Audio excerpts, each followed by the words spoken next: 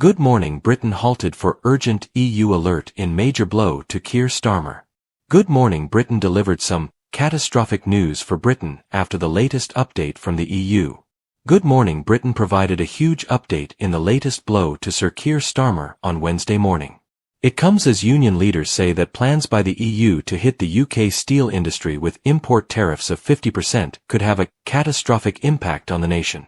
Presenter Charlotte Hawkins pointed out that industry leaders have said that this could be the sector's biggest ever crisis.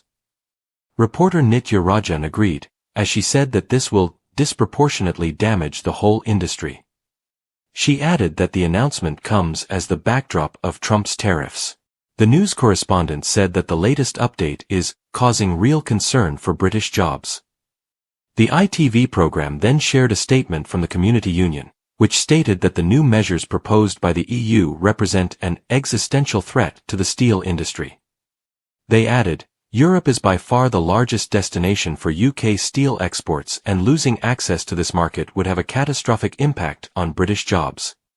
Now, as a result, lobbyists for the steel industry are calling on Starmer and his government to try and buy the new market, as they said that it is potentially devastating if they have nowhere to sell the steel.